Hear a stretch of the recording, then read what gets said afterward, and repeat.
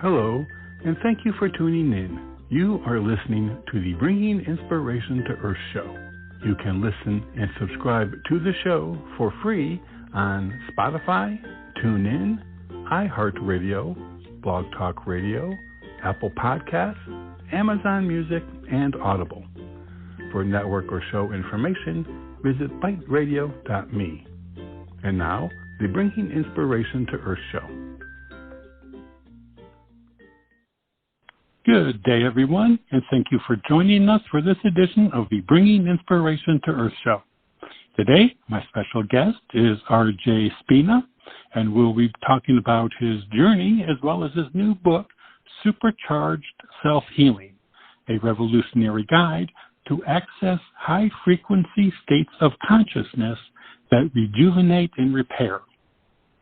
RJ Spina shares the unique 7-step healing system that he used to overcome chest-down paralysis and chronic illness, and now utilizes to help countless others heal their debilitating health challenges.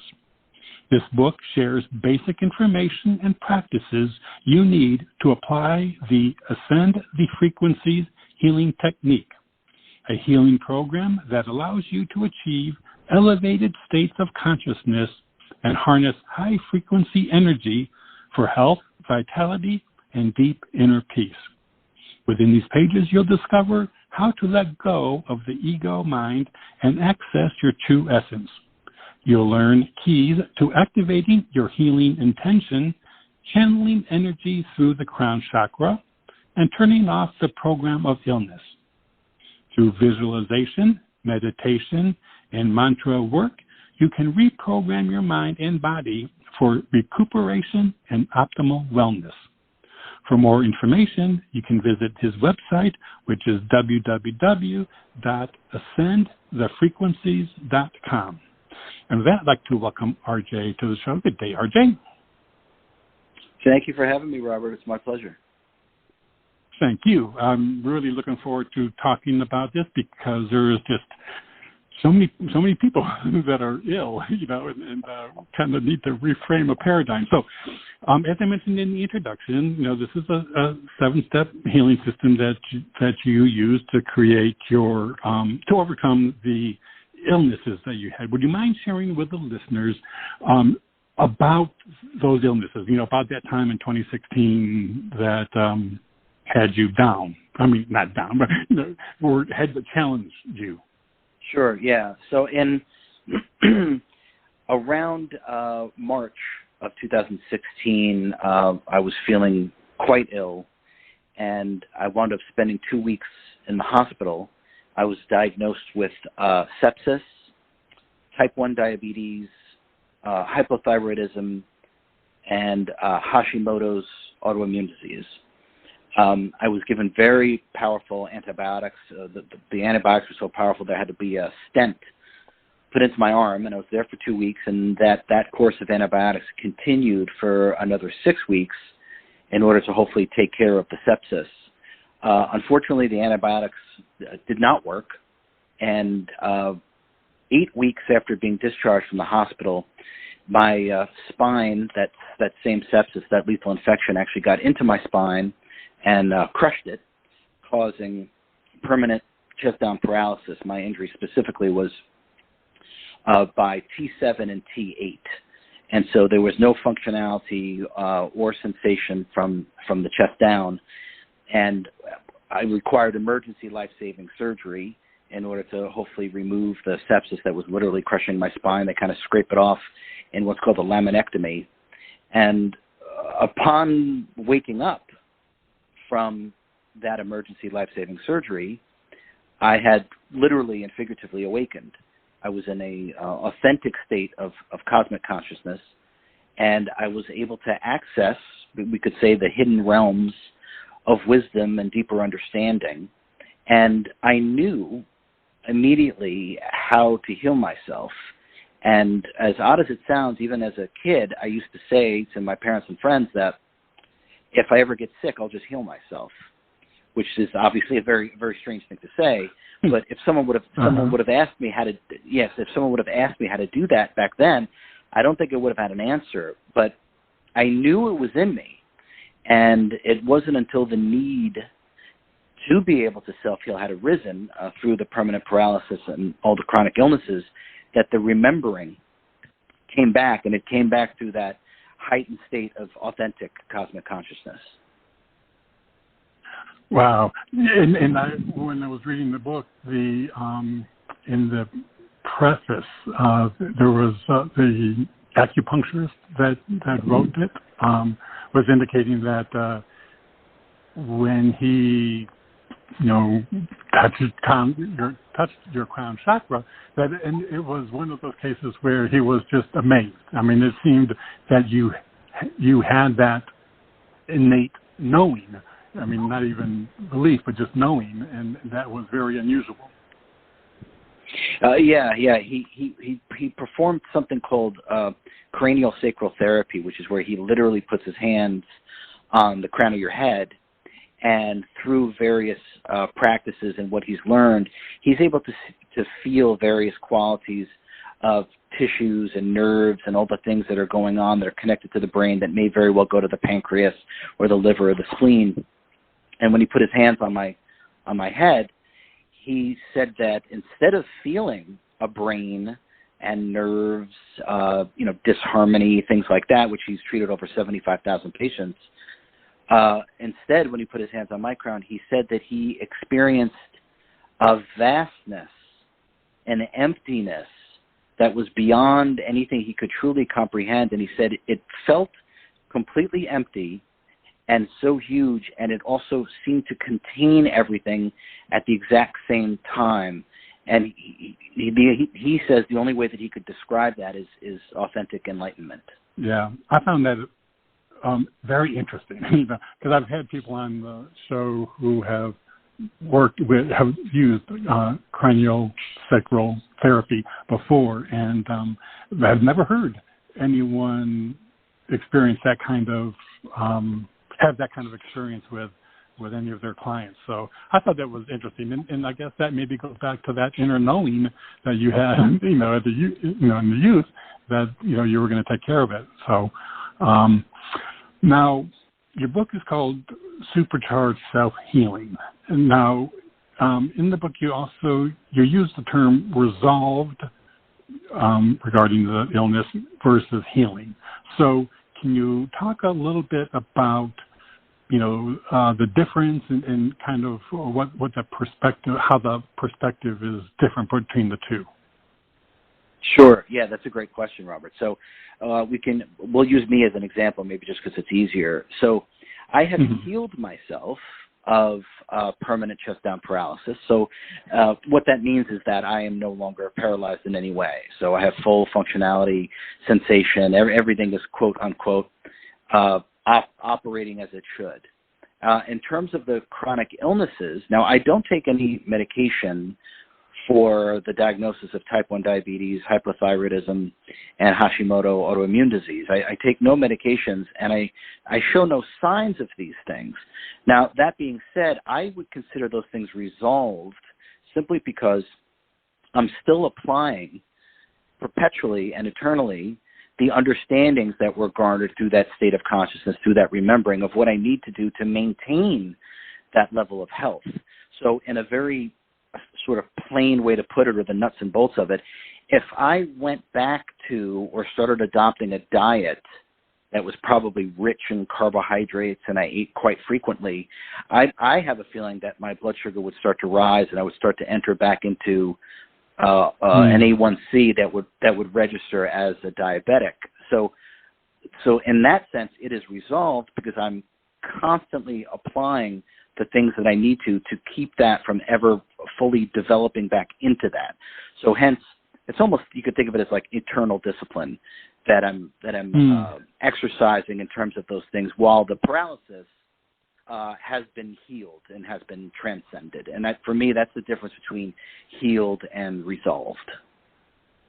Okay, that makes sense. So,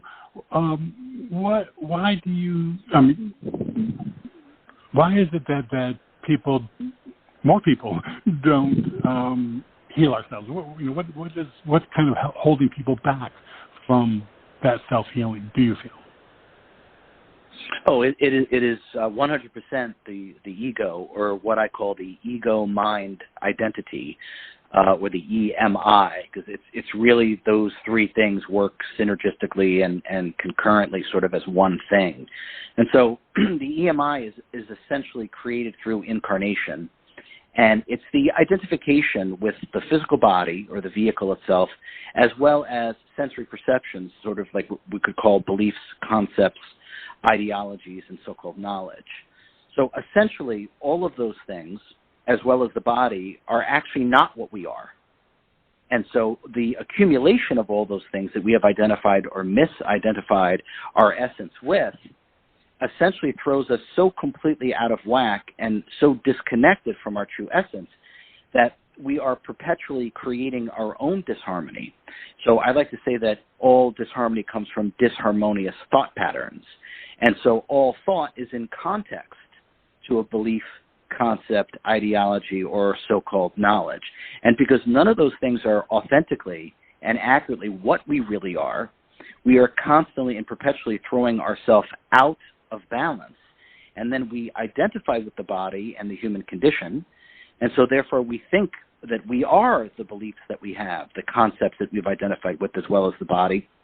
And because those are the actual things that throw us out of balance, we seem to keep using the very same things that caused our imbalance, and we're expecting it to now heal us.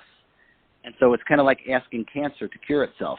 It simply does not work that way. So the reason why in the beginning of the book I go into great detail about the ego-mind identity and how it is formed through incarnation and et cetera, and that was obviously the shortest version I could give, that must be seen for what it is.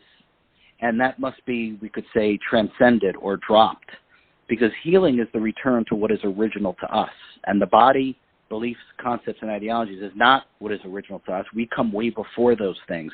So when we realign the conscious mind, and therefore the body has no choice but to follow what the mind does, when we realign the conscious mind with the true essence, then healing automatically starts to take place. And then there are several different exercises or protocols. They're really meditations and deeper understandings that once we do those things, with that as the new starting point, the self-healing and self-repair is increased by an order of magnitude.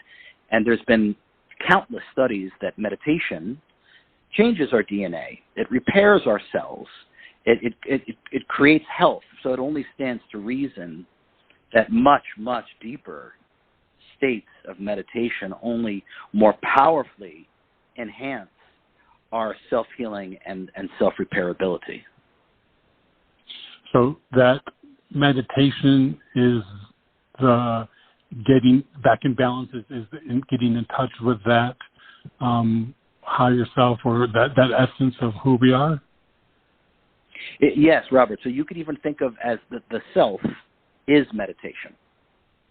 So the self is what it's what occurs prior to thought, prior to emotion, prior to action, prior to the body itself. So when we realign ourselves to what we actually are, it's a supreme vibration. It's a direct fractal of God, source, creator, whatever word you want to use. When we realign the conscious mind and the physical body directly connected to that, the lower frequency disharmony that we call sickness and disease, it cannot exist within a high frequency environment. So automatically, self-repair and self-healing is engendered. Yeah, I mean, we have wonderful examples of how the body heals. Just cut yourself and see what happens. In a matter of days. As far as self-healing, but this is kind of taking it to a new level now. One line in your book that got me thinking, and you were talking about our thoughts kind of being a guiding force. Is the line was, thinking is actually a bad habit that keeps you perpetually locked in the past, because thinking is the movement of the past. So, how?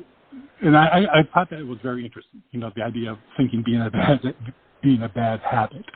So can you explain the idea of thought, the bad habit, and what thought, thinking how it affects our ability for that realignment. Sure. Yeah. So thinking is not knowing. So the reason why we think is because we're disconnected from the eternal knowingness that is the self or the sentience. So rather than being connected to our own knowingness, we're using our finite mind, which is part of the physical body, to constantly analyze in context to our identifications, which would be the beliefs, the concepts, the ideologies, as well as the physical body. So we're stuck in a reactionary paradigm of trying to figure everything out instead of going one step further and deeper and residing within the knowingness of the self, which is what exists prior to thought, emotion, action, and behavior. Thinking only takes us further and further away from the source point of life within ourselves. So the more that we think, the more that we create literally our own disharmony, and we're getting further and further and further away from what we really are. So thinking is faltering, and thinking is always in context to a belief, concept, ideology, or so-called knowledge, which has nothing to do with what we really are, which is why we've lost the connection. And this book is going to change that again. It's why we've lost the connection in terms of true self-healing, even we could say on a grand scale, but I did for myself through paralysis and chronic illness, where I was told obviously all of this is impossible, but it absolutely isn't impossible, because I went about it completely differently, obviously, and got completely different results. So this is really the key to understand. It's not through thought. Healing does not occur through thought or belief. Healing occurs to what is prior to beliefs and thought, being the self. Aligning one to the self is what actually engenders healing. Okay, so how does one minimize thinking, and move more into the knowing? Is it through meditation? Yeah, you could think. Yeah, you could use the word meditation. So you could think of it as just being in a state of. Yeah, go ahead. Oh, I was going to say, in a bigger sense, being, I guess, in that connection with the higher self. Yes, I mean, we are a piece or an aspect of the higher self, and that's what the true personality is the higher self, not the human personality that is created through the conditioning and the loss of consciousness through coming down in frequency and dimension. But one thing that we can do that's very, very simple is that if we simply pretend that we just arrived here, no past and no future. And as soon as you do that, if you did that, Robert, you can't think. And the reason why it's interesting, right? And the reason why you can't think, because there's no story you're telling yourself. There's no belief, there's no concept, there's no ideology, there's no story that you're telling yourself. And as I said, all thought is in context to a belief, concept, ideology. So when you pretend that you just arrived here, no past, no future, all thought stops. And then actually what arises or comes to the forefront is the true immortal self. And so really what we're looking to do, Robert, is to maintain that. So in other words, hey, I'm going to go meditate for 15 minutes or 20 minutes, and we're able to achieve that, which is wonderful. But then the other 23 and a half minutes, we're kind of out of control, nonstop thinking, emoting, and throwing ourselves tremendously out of balance. So what we need to do, and this is part of the new paradigm that this book introduces, is that we need to flip that around. So in other words, for 23 and a half hours out of the day, we should be completely present with not having constant ruminations and projections and emotions about things. And then maybe only 20 minutes out of the day, we get thrown off and we're thinking and emoting and sort of sending the wrong signals to our body of energy in our body. But the key is simply to learn how to control our energy. And that's why all these exercises and protocols direct us in very simple ways, just like what I just said. Pretend you just arrived here. No past, no future. And now, all of a sudden, there's no thought. You're completely calm. You're completely present. So, Robert, this is the key. These things are so simple, and they're so easy. They baffle people in the beginning because people think everything is an intellectual endeavor. But it's what we really are. The self even gives birth to the intellect. So what we need to do is to go back to what is original to us, that essence, that self, or the sentience, or soul, whatever word you want to use, And these exercises bring you to the tangible, direct reconnection to what we really are. And this is how authentic self-healing and authentic self-realization or enlightenment occurs. Okay. So, when you were talking about, our beliefs, the limiting nature of beliefs, I believe that you stated that beliefs and non-beliefs are the same thing.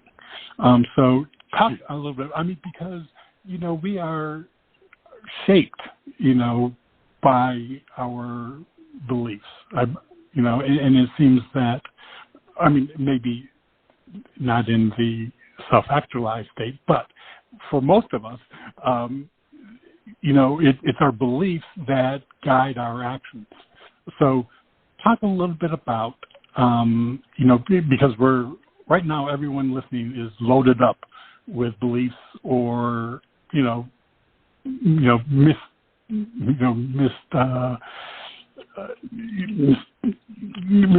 wrong beliefs or beliefs that aren't true. So how do we go beyond our beliefs in order to maybe tap into and get that self-healing? Sure. Yeah. So it's very simple. And the reason why we have beliefs, concepts, and ideologies is because we've lost connection with the knowingness. So instead of knowing, we've swapped that for believing. And believing is not knowing. In fact, they don't have anything to do with each other.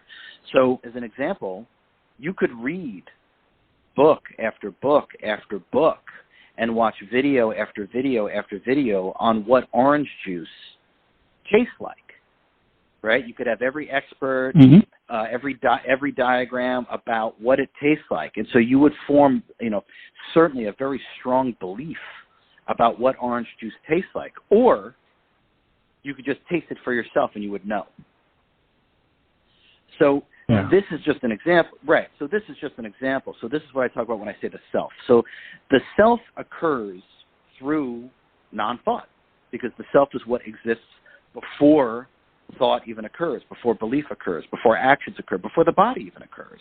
So as we start to make that more of our default setting, if you will, the knowingness will start to return, and wisdom flows on the river of intuition.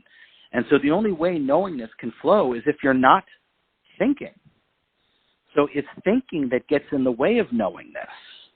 And understanding things happens not through thinking, but by simply being present. So I'll give you an example. Another example is that you and I are talking right now. People are listening, and we're having a fairly high level conversation, and yet everyone understands everything that we're talking about without thinking. And so this is a very important epiphany for people to realize that understanding occurs not through thought. And so we have misused the mental body or the intellect to think that it brings understanding or knowingness, and it actually does the opposite. It brings you further and further and further away from the tangible knowingness of the self. And hopefully these teachings in this book will reawaken this level of understanding, and humanity can start to work with itself in a way that it hasn't for eons and eons of time. Yeah, I hope so. It's a very different paradigm from what we have grown to believe. And the idea of knowingness. To me, it's for some people, it may be difficult to feel comfortable with knowing, experiencing knowingness, if that's the word, the idea of, that feeling of knowing versus, I guess, doubt or thinking or, it just, I think for some people, it would be a challenge, especially when, so much of what we experience raises doubt, in just almost every area of life. It was, to me, it's a very different sense of being than, one that we experience, throughout life. Yes, it is. I mean, humanity is stuck in a reactionary paradigm. We react to everything, and reaction is another word for stress. And so this is also another reason why we've lost the ability to heal ourselves, because we're in a reactionary state instead of creating our health and engendering wellness. We're simply in a reactionary state, and that's because we have been horribly miseducated for thousands of years in terms of what we've been told. And so hopefully this book is the first book of a couple of books that's going to sort of right that ship, we could say. So it's important to just go back to the understanding by using simple things like pretend you just arrived here, no past, no future, which stops the mind from going. Now, once the mind stops from going, the knowingness will simply start to pervade your entire body, your body of energy, and your mind. It will simply happen if we let it. Now, instead, what we do is we immediately go right back into our reactionary paradigm, and we react to everything because we identify with everything, because the ego-mind identity is so out of control that we have no control over ourselves, which is why we can't stop thinking. So we no longer have control over our lives. Everything outside of ourselves that we've identified with has control over our lives, which leaves us in a reactionary paradigm. So yes, this is the complete switching of that, but this switching of this is really just a deeper, more authentic, more holistic understanding of what is. And that's why it's revolutionary or radical. But the funny thing is, there's nothing revolutionary or radical about what I talk about or what I've done or what I teach, because it's just actually the truth. What's radical is the idea that we believe in everything that has nothing to do with our true essence. That's really radical. And once we start to get out of this reactionary paradigm to reacting to everything, we're all going to start to feel better. And once we start to feel better, we're going to have a little more energy. And once we have more energy, we're going to be able to follow through on our intentionality for things that actually have real meaning and purpose in our lives. Yeah, and I can see, just the personal angst and stress that happens quite often when we, have our thinking go into overdrive of future possibilities and the past, keeping it. Now, we talked about sickness and illness kind of being that out of balance from the self. What about genetics? Is there, because you were talking about how, we've got, for hundreds of years, maybe thousands or, of years, we've been trained otherwise. So is it possible that some of the genetic disposition that we may encounter, is that maybe a kind of a carryover or an influence from our, generations before being misinformed? Every societal programming, behavioral patterns, all of those things are embedded within the body, but we're not the body. So no one is a victim of genetics. So what we really are, what I call sentience, or the self, that's what commands the body and takes control of the body. And so we can override genetics. I've done this with myself, and it may sound ridiculous, but it's not. It's actually physics. So when you're working with what gives birth to all these things, you're working at the core, at the center of what gives birth to everything, then you're in the driver's seat. So I like to say that higher consciousness is the architect of our form and the chemist of our biology. So, because it is. So when you work with your own higher consciousness, you are literally starting at the source point. There is nothing that we can't do with our bodies, with our minds, and I've proven that with myself, that nothing is off the table. Nothing is off the table when we work this way. And genetics are simply what is visible through devices, but genetics are also just a step-down, we could say, a step-down representation of our energetic templates. And I go into in great detail in the book what the energetic templates are. They're again, they go back to the higher consciousness. They have to do with our form and our function. And we have literal templates in terms of what we're going to look like. And as that energy comes down in frequency and dimension, it forms these different templates until it actually expresses itself in physical reality. So part of the meditations allows you to go to the beginning parts of where we actually create our form and function and make the changes there, which is just hence how we can sort of stop the program of illness. We can unparalyze ourselves, which is, we're all told that's impossible. It's not. It just absolutely isn't. Now, are we going to be able to do these things based upon the miseducation that we've been given our whole life? Well, absolutely not. There's a reason why people aren't doing this is because they've been miseducated. And the people that I've taught how to do this are making miraculous recoveries in terms of things that they've been working on for 5 years, 10 years, 20 years through Western medicine, Eastern medicine, you name it. They haven't been able to achieve actual health and balance. But once you start to work with yourself, what you are, directly, that's what affects our body of energy and our body with the most impact. And that's really the key. And we can do this through meditation by accessing our own higher consciousness. Okay. Wow. Gosh, it's fascinating. But actually, we are halfway through the show. So I want to take just a quick break. And I do want to invite listeners, if you would like to call in and ask RJ any questions, you can call in at 619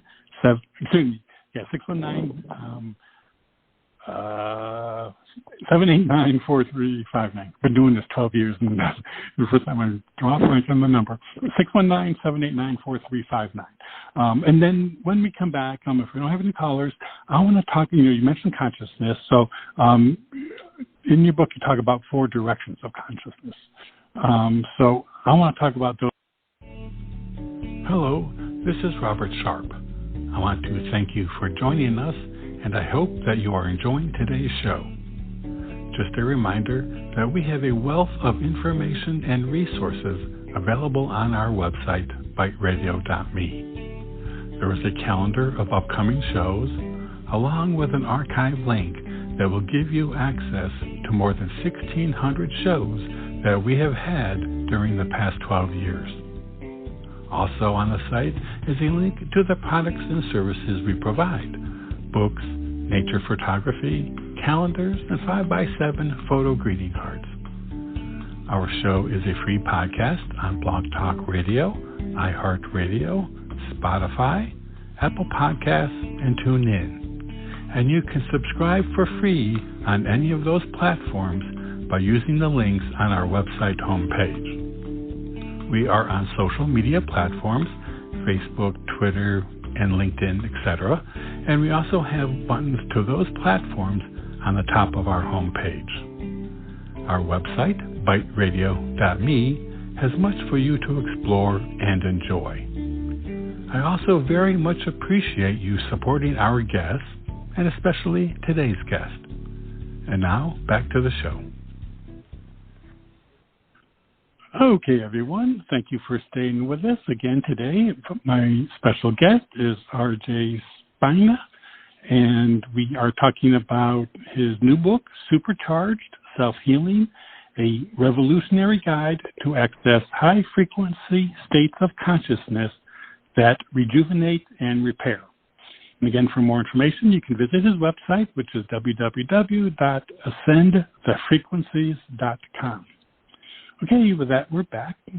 RJ? Yes, I'm here. Okay, great. Got you there.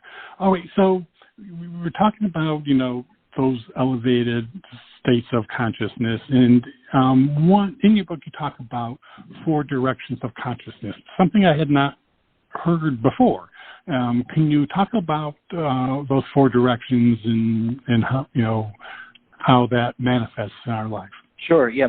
Every soul has a preferred method or way in which it likes to work, in which it gets it, we could say, in which it gets its best results. And there's no right or wrong to any of this, but I've just simply found through working with people and through my own sort of consciousness exploration, this comes down to 4 things. And sometimes it's a combination. Sometimes people use more than one of these things. But essentially what I found is that there's 4 directions or avenues of consciousness, and those 4 directions are reason, which I guess we could call the intellect if you like. Emotions and feelings would be the second. Third would be faith. And 4th is the will. So we use one of these or a combination of these, and every soul is literally different, and it has its own preference, and there's questions that we can ask ourselves in the book that kind of determines which one of these preferred avenues or directions of consciousness that we like to use in order to get our best results in terms of what we're trying to achieve. And then once we discover which one of these avenues of consciousness that is our preferred method, then we kind of lean on that, so to speak, in order to help us achieve what it is that we're trying to achieve, whether that's healing or something other than that, whether that's liberation or even your business or your relationship. But it comes down to those 4 things. When we're incarnate, it's always reason, emotion, feelings, faith, and the will, or a combination thereof. Okay, so with those different, paths, would one who maybe chose or whose primary path would be reason, would that would it be? Does it sometimes create difficulty in maybe understanding or having some kind of knowing, with others? I mean, is it? I mean, someone who tends to use reason, more predominantly. Do they maybe sometimes have difficulty with others who choose faith or emotions? Is there maybe a familiarity with someone who uses the same kind of path that you use? Well, it comes down to acceptance. So even if someone is inclined towards using reason, and then maybe their friend or their partner or their husband, wife, their daughter, their son, doesn't matter, is more inclined to use faith, right? Mm-hmm. That doesn't really matter. It's more as long as we can accept other people to operate in the way that they want to. So everyone gets to evolve in their own way and in their own time. And so if we can accept that and understand that, then it becomes irrelevant which avenue or direction of consciousness someone prefers to use, because they tend to get their best results that way, because every soul is different. It really comes down to acceptance. And at that point, it makes no difference if someone is more inclined towards using reason, emotion and feelings, faith, or the will. Okay. Well, that makes sense. I mean, I with so much disharmony, in the world right now, and so much division, to me, it's the acceptance is the way to be able to overcome divisiveness. But I don't know. It's it can be difficult, I think, for some people to have that acceptance. So we can only improve ourselves. We can only really affect ourselves, and not, and just support others who have a different approach. Yeah, the reason why there's a lack of acceptance with other people is because we don't accept ourselves. And so that simply is a projection of the harshness that we have towards ourselves then gets projected outwards onto others. So that's really the problem. Yeah. It's not that we can't accept it. It's not that we can't accept other people. We can't accept ourselves. We already think that we're lacking in some way to begin with, unless we do this, unless we do that, unless we abide by this, unless we abide by that. So we're starting off with this concept of imperfection to begin with. And so therefore that inner imperfection then gets expressed itself towards others. So really other people truly are simply a mirror for our own consciousness, our own self-image. And whatever we haven't accepted within ourselves, we're clearly not going to accept in anyone else. And so therefore disharmony just continues to breed itself. And so once we turn the eyes, so to speak, inward, and we stop thinking, stop emoting, stop adhering to beliefs, stop being scared, stop believing everything that we see and everything that we hear, and bring ourselves to just the present moment, our own clarity and intuition will start to speak so loudly that the knowingness will start to take over. And then this is where we can start to disengage concepts and ideologies, and we're going to start to be guided by our own inner knowingness. And once we're guided by our own inner knowingness, what's going to be engendered is acceptance of others, because we're going to be able to tangibly recognize, not with our physical eyes, but we'll be able to feel what's inside us is the same thing that's inside of everyone else. And until we can recognize that within ourselves, there's no way to recognize that in someone else. Yeah. It starts with the self, and okay. This is a great way for people to end some of the divisiveness that they may be experiencing. Now, you created, you have the Ascend the Healing Frequencies technique. So, can you talk about its origin? Sure. Yeah. I guess what we could say is when I woke up from emergency surgery, I truly awakened into an authentic state of cosmic consciousness. Now, it would be easier to understand if that in that moment I was able to gain access. It's like a door had been thrown open and I could sort of delve into the realms of wisdom and higher consciousness. Now, that is true, but my understanding of healing is more of a remembrance, because I'm not sure if I said that earlier today when we were talking, Robert. When I was a kid, I used to say that if I ever get sick, I'll just heal myself. So it's very odd to say that really everything that we bring forth is actually just a remembrance through the undoing of the human conditioning. And so this understanding of healing and the protocols of self-healing, the protocols of self-realization were already within me. I just needed the opportunity. Something had to arise for it to come out. And so what happened was, obviously I became very, very ill and quote unquote permanently paralyzed. And all of a sudden the need had arisen for all of this inner knowingness to come forward. So the wisdom and the love of the self, of what we really are, is always within us. We're just so covered through the identification with beliefs, concepts, and ideologies, and the identification with the body, that we're not tapping into our own inner knowingness. It's almost everything is just a remembering.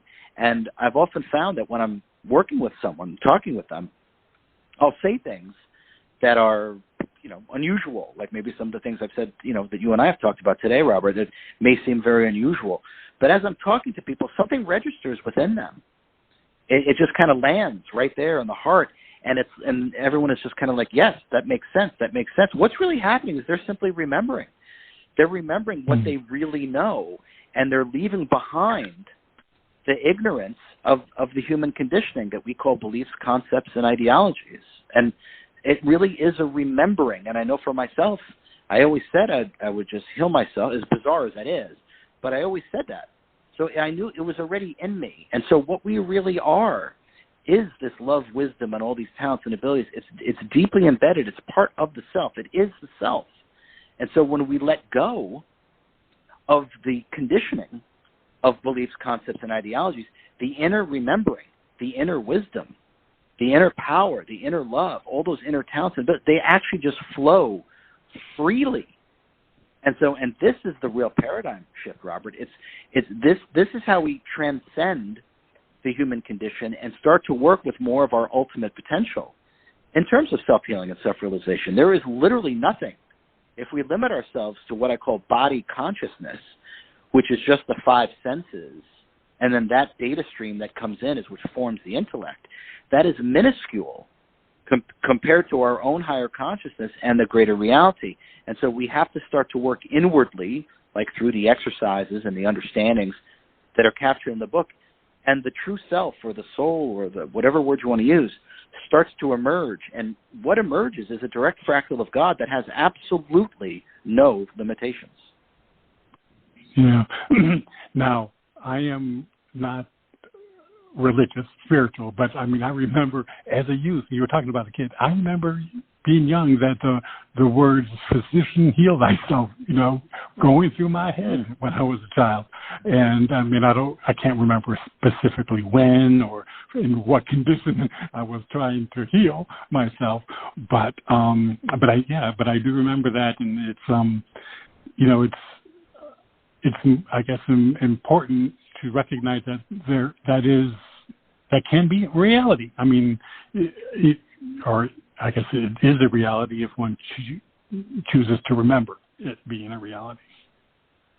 Yeah, I mean, one way we could frame this, Robert, is to say whatever reality, whatever conceptualized or mental reality we create for ourselves, our body will then have the tangible experience of that. And so that is the real mind. That's the real mind-body connection in one sentence, right? So the key is to attune the conscious mind to the self directly, and then there is no limitations. There is no limitations within the mind. And as I said, whatever mental or conceptualized reality you create, your body then has the tangible experience. This is the foundational understanding of how I unparalyzed myself. I attuned my conscious mind directly to what I really am, and therefore my body had no choice but to adapt to the perfection and the divinity that we all really are. Oh, yeah. I mean, it makes sense when you think about, energy and vibration, that it makes sense. Now, your Ascend the Healing Frequencies technique has 7 steps, and you go into great detail about those in your book, as well as having practices for those. But if you wouldn't mind, I kind of like to do like a high-level identification of what those steps are, if you would. I can mention them briefly, I guess, if you like, or if you. Yeah. Okay. Well, so the go ahead.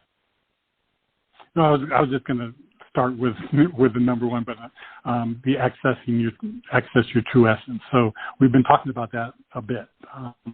Now, so we'll kind of go over that, gloss over that one since we talked about it. But step number 2 was know specifically what you are going to achieve. So talk a little bit about that. Do we have to, it's sometimes it's hard to know exactly, what we want to achieve, let alone specifically.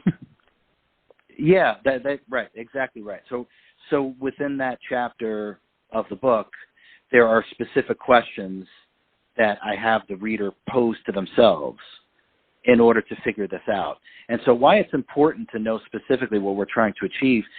And let's just relate it at this moment to healing, because the book is essentially about healing, even though the book is really about self-realization and a healing technique brought about through authentic cosmic consciousness or self-realization. But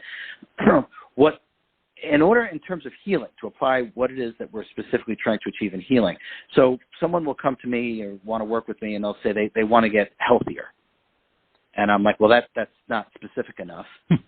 Can you narrow it down?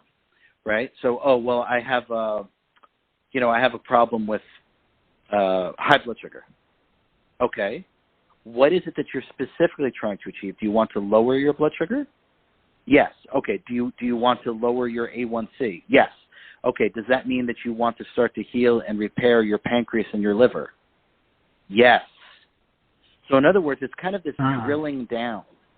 So that's what I mean about specific. And the reason why this is important is because when we know specifically what we're trying to achieve, we can harness all of our energy into a single pointedness of focus, which brings the manifestation of that desire into a much greater possibility of occurring. So when it's very random and loose, but when we don't know specifically what we're trying to achieve, like when someone says, well, I just want to get healthy, but it's too random, it's not specific. But when we draw it down and narrow it down and drill it down by asking ourselves these questions that I put in the book, we can then harness the full power of the mind and all of our energy into single pointedness of purpose. And that's the most powerful way to manifest transformation and true change. Okay. Yeah, okay, that makes sense. Now, step 3 was activate your healing intention. So once we, I guess, know what we specifically want, how is it activated? I mean, is there a particular, what is the key for activation? So there's 4 rudimentary ways in which a human being expresses itself. And so it's the harnessing of these 4 things concurrently, bringing all of our forms of expression into one single pointedness of purpose is how to activate your full healing intention. So that has to do with mental imagery, that has to do with emotions and feelings, that has to do with the spoken word, and that has to do with physical action. So those are essentially the 4 rudimentary expressions or ways in which a human being can express itself mentally, emotionally, verbally, or physically. So when we unite those 4 things, we have fully activated our healing intention. Okay. And number 4 was command creator consciousness. The idea of commanding creator consciousness is, tell us a little bit about that. It sounds like a very potent kind of activity.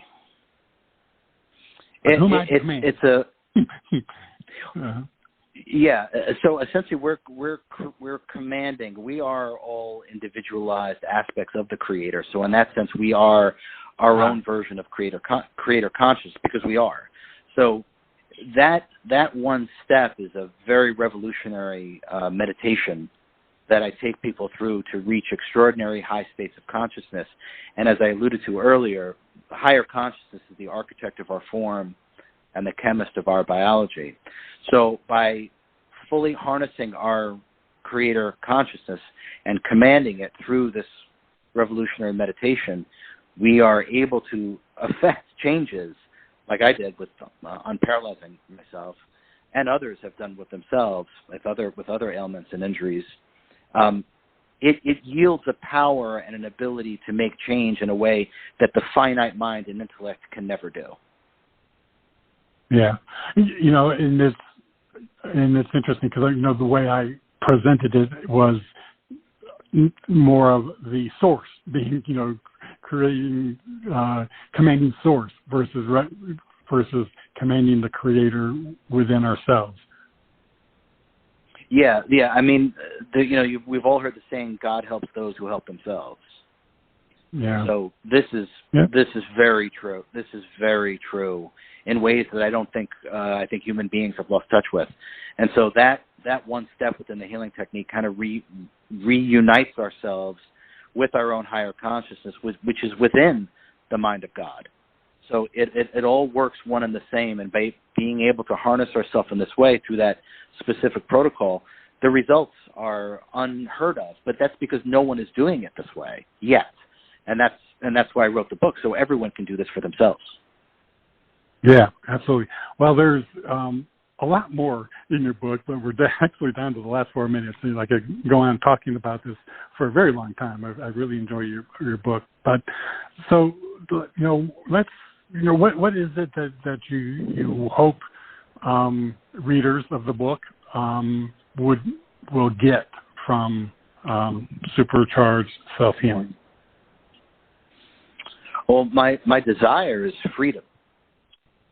So freedom from suffering, freedom from being caught within samsara or constant reincarnation because we're not understanding ourselves enough to transcend this condition, freedom from the egoic identity, freedom from the idea of victimhood, freedom from the idea that we can't affect true transformation within ourselves and this entire planet.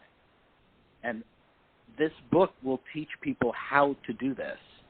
And my only real desire for this planet and the entire collective consciousness and other systems of worlds, to be honest, is freedom, to realize the truth about ourselves. That the truth about ourselves is that we are eternally free, and our only bondage is not realizing this. So all I'm really interested in is freedom, and it's through freedom that consciousness evolves with the greatest efficacy. And as that occurs, there will be a superior quality of life for everyone. And by doing these steps and by working with these new levels of understanding, I've been told to call these things the wisdom that transcends knowledge, there's a greatly increased quality of life. And we can leave behind unnecessary suffering that we are causing. Yeah. Through that suffering, we're causing our own sickness and disease, and we're causing our own acrimony between ourselves. To see is the freedom from all of this. Yeah, that's a very worthwhile, and ambitious kind of goal. And your book does a wonderful job of presenting the different paradigms or different ways of thinking, but different ways of knowing. And now. I did notice on your website, ascendtofrequencies.com, that you have a couple courses upcoming in January 2022, a self-healing and self-mastery course. Yeah, there'll be some courses offered next year. There's going to be an online course for supercharged self-healing as well as a mobile app, which I'm very excited about. So now everyone is going to have everything that they need for their own self-healing and self-realization in their own hand. So I'm very excited about that. And if people want to get a quick preview of just some of the things that, that you and I have been talking about, Robert, if they want to go to superchargedselfhealing.com, they can actually download a free guide to what I call real magic tricks that instantly relieve stress and anxiety. Kind of like the pretend you just arrived here, no past, no future. And so immediately the thoughts stop, immediately. Yeah, so if people are interested in a free guide to more of those type of things, just go to superchargedselfhealing.com and get your free guide. And at that point, too, I can update people on the book, on these new revolutionary courses that I'll be offering as well as the app, too. Excellent. And I'll be sure to add that website into the show page description so that people who listen in the archives will have it readily accessible. So, well, RJ, this has really been fun. And again, I enjoyed your book. I like books that get me thinking differently or change my, now right now, every time I use the word thinking, I'm going to kind of have to, wait a minute, let me shift this. So thanks for that contribution. You're going to have me knowing more and thinking less. So I appreciate that. Thank you very much, Robert, for having me. I really appreciate it. You're welcome. It's been my pleasure. Again, everyone, today my special guest has been RJ Spina. We've been talking about his new book, Supercharged Self-Healing, a revolutionary guide to access high-frequency states of consciousness that rejuvenate and repair. Again, you can find out more by visiting the website, www.ascendthefrequencies.com. And as you mentioned, you can also go to superchargedselfhealing.com and learn more there. So everyone, I want to thank you for joining us for this edition of the Bringing Inspiration to Earth show. And until we meet again,